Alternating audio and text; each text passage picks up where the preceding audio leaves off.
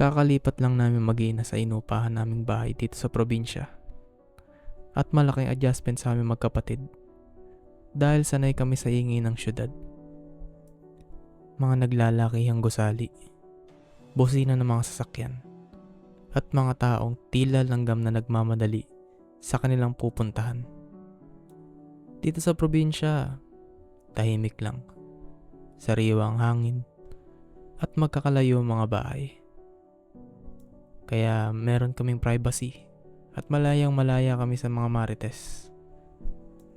Grade 12 na ako at si kuya naman, first year college. Hindi nagkakalayo ang edad namin kaya nakaka-relate kami sa isa't isa sa mga bagay-bagay. Lumipat kami dito sa probinsya dahil naghiwalay ang mga magulang namin. Matagal na din naman sila nagkakalabuan at nung nagdesisyon sila magkanya-kanya na, hindi na kami nagulat ni kuya. Pakiramdam ko kaya lang naman sila nagsama ng matagal para lang din sa aming dalawa ni kuya. Hindi kami mayaman o ano man, pero komportable naman ang pamumuhay namin sa poder ng tatay namin. Maayos din ang relasyon namin sa kanya at hindi siya kailanman nagkulang. Pero kung papipiliin kami kung kanino kami sasama, syempre kay mama kami. Alam kasi namin malungkutin siya at ayaw namin siyang iwan mag-isa sa paglipat dito sa probinsya. May choice naman si kuya na mag-college sa malalaking universidad. Pero mas pinili niyang sumama sa amin dito at mag-enroll sa public university. Yung nilipatan pala naming bahay, isang palapag lang. Malaki naman siya pero dalawa lang ang kwarto kaya no choice kami magkapatid na maghati kasi para kay mama na yung isa. Malaki din yung bakura namin, kaya magagawa din ni mama yung hiling niyang pagtatanim ng mga halaman at gulay. May mga gamit na naiwan yung huling tumira sa bahay namin. Katulad ng maliit na lamesa, kulungan ng aso, mga kahoy na upuan sa labas, at bed frame na double sa kwarto ni mama, at double deck naman sa kwarto namin ni kuya. Sabi sa amin na may-ari kami nang bahala sa mga naiwan nilang gamit dahil hindi na daw nila yung kailangan. At malaya na rin kami kung anong gusto namin gawin dun. Pinagtulungan na namin na alisin ni kuya yung mga gamit. Puwera na lang sa double deck at yung kahoy na upuan sa labas. Ito munang double deck pansamantala. Sabi ni kuya habang naglinis kami ng kwarto namin. Pag natanggap ako sa inaplayan kong fast food, unang sweldo ko, ayusin natin tong kwarto. Tumango naman ako at sumagot ng pabiro. Noks lang. Pati mas okay na yung ganyan kaysa katabi kita. Ligalig mo kayong matulog kuya. Kumag. Basta ako sa taas. Sagot naman ni kuya. At sinong nagluklok sa'yo bilang presidente para magdesisyon ng ganyan? Protesta ko ng pabiro. Huwag ka na mamangal. Baka pag inayos ko tong kwarto sa lapag ka matulog. Patawa naman sagot ni kuya. Wait lang, sabi ko nga bossing dito na ako sa babae. Dumaan ng ilang buwan. At nasanay na din kami sa bago naming pamumuhay. Mabilis lang din nagkaroon ng mga kaibigan si kuya kasi extroverted yun at madaldal. Kaya nung nakaraan napapadalas yung pag-alis niya ng bahay at pag-uwi ng late. Okay lang din naman yun kay mama kasi may isip na si kuya. Basta wag lang daw siya makakadiskrasya o makikipagbasag ulo. Pasado 3:00 na madaling araw na malimpungatan ako. Nakaramdam ako ng paggalaw sa taas ng parte ng double deck. Si kuya siguro yun. At kakauwi lang niya galing gimikan. Ang pinagtataka ko lang paano siya nakapasok nang hindi ako tinatawag? Pag 10:00 kasi nilalak na ni mama yung pintuan. Patay na din lahat ng ilaw sa loob ng bahay. Puwera lang sa labas at banyo. Kaya yung pagising niya sa akin pag nasasaraduhan siya rutina naming dalawa. Naisip ko na baka binigyan siya ng duplicate ni mama para hindi na siya makaistorbo ng mga tulog sa bahay. Habang pikit pa ang dalawa kong mata, tinanong ko si kuya. Binigyan ka ng susi ni mama? Hindi sumagot si kuya at tuminto din ang paggalaw ng kama.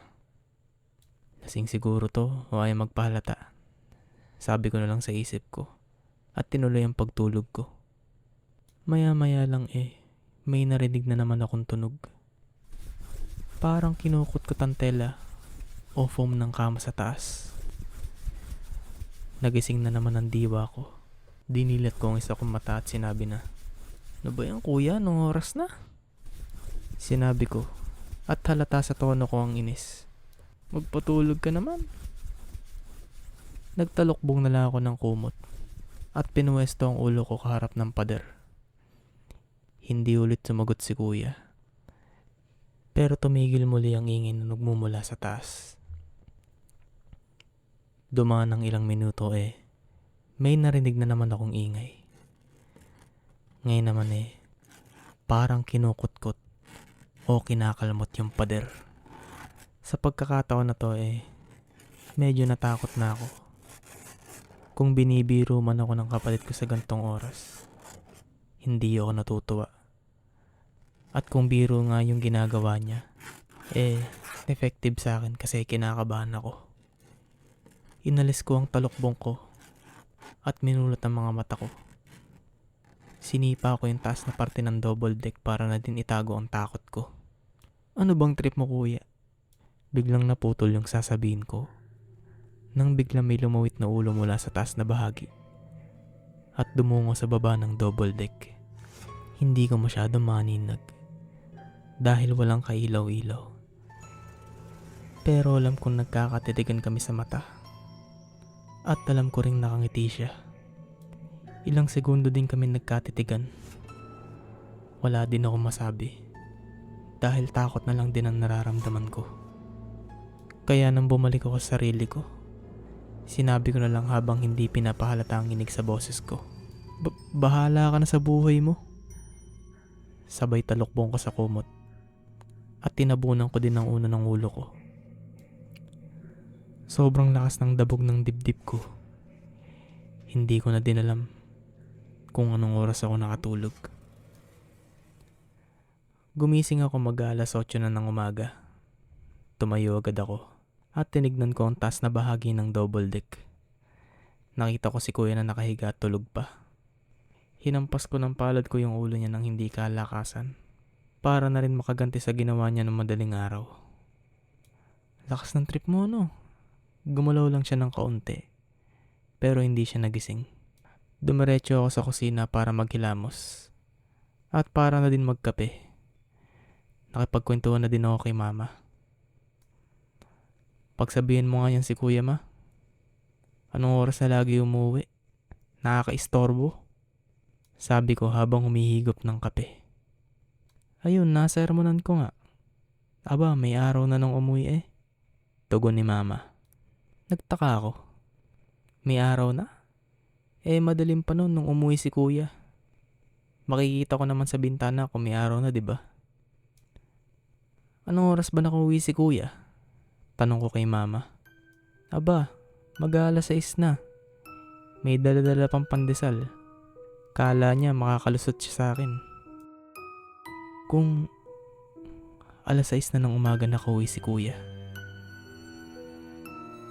sino yung kasama ko sa kwarto ng madaling araw? Sino yung gumagawa ng ingay sa taas? At kaninong ulo yung katitigan ko?